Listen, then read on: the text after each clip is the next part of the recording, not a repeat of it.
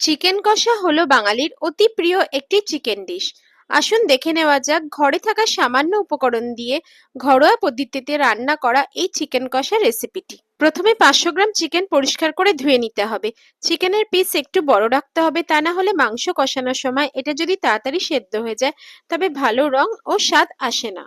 চিকেনটাকে এবার আমরা ম্যারিনেট করে নেব। এর জন্য 2 চামচ আদা রসুন বাটা, 2 চামচ কাঁচা লঙ্কা বাটা, স্বাদমতো নুন, 1 চামচ গোলমরিচের গুঁড়ো এবং রঙের জন্য 1 চামচ হলুদ গুঁড়ো, 1 চামচ কাশ্মীরি লঙ্কার গুঁড়ো এবং অর্ধেকটা লেবুর রস বা ভিনিগার ব্যবহার করতে পারেন। এছাড়া 2 থেকে 3 চামচ টক দই ও 2 চামচ সর্ষের তেল দিয়ে ভালো করে চিকেনগুলোর সাথে মিশিয়ে 30 থেকে 80 মিনিট এটা ঢেকে রাখতে হবে।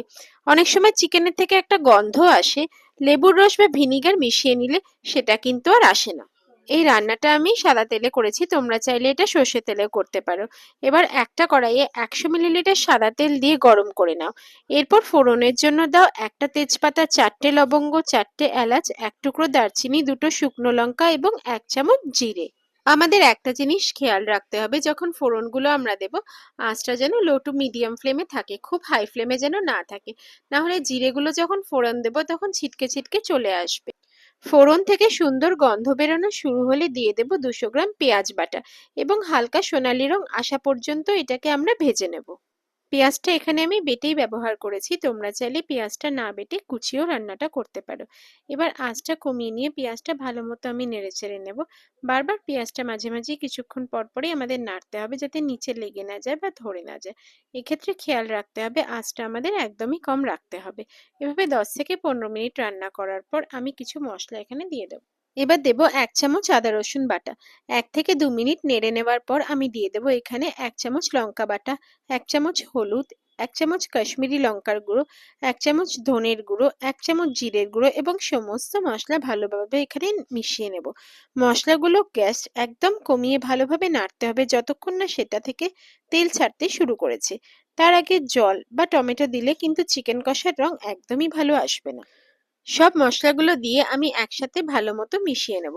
আমাদের এখানে খেয়াল রাখতে হবে আঁচটা কম রাখতে হবে, না নিচে জ্বলে যাওয়া বা ধরে যাওয়ার সম্ভাবনা থাকবে। এটা ততক্ষণ পর্যন্ত নাড়তে হবে যতক্ষণ পর্যন্ত মশলা থেকে কাঁচা গন্ধটা দূর না হয়ে যাচ্ছে। টক দই দিয়ে দেওয়ার পর মশলার সাথে টক দইটা ভালো মতো মিশিয়ে নেব।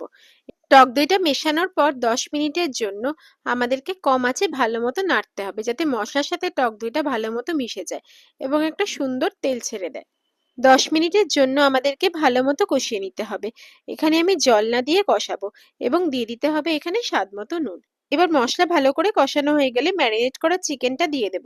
এবার গ্যাসের ফ্লেম মাঝারি রেখে 20 থেকে 25 মিনিট মাংসটাকে ভালো করে কষিয়ে নেব এবং ঢাকনাটা ঢাকা দিয়ে দেব মাঝারি ফ্লেম করে। এই রান্নাতে আমি কোনো জল ব্যবহার করছি না, কারণ চিকেন থেকে কিছুক্ষণ পরই জল ছাড়তে শুরু করে দেবে। মিনিট 10 পর আমি ঢাকনাটা খুলে নিলাম। আমাদের দেখছেন চিকেনটা এখানে 40 to 50% হয়ে গেছে। চিকেনটা আরেকটু হবে এবং চিকেন থেকে বেশ ভালো জল ছাড়তে শুরু করে দিয়েছে।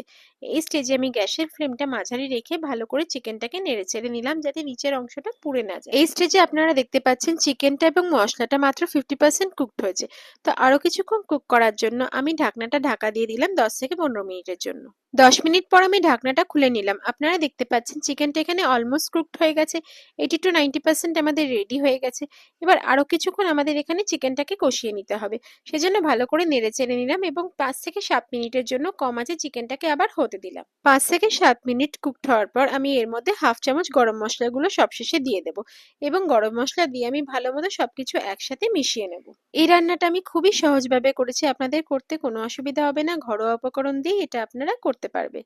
এবার সবশেষে ছড়িয়ে দেব সামান্য ধনেপাতা কুচি এবং সবশেষে সমস্তটা একবারে পুরো নেড়ে নেব। ব্যাস, সুস্বাদু চিকেন কষা একদম প্রস্তুত। গরম ভাত, লুচি, পোলাও বা ফ্রাইড রাইসের সাথে এই চিকেন কষা পরিবেশন করুন।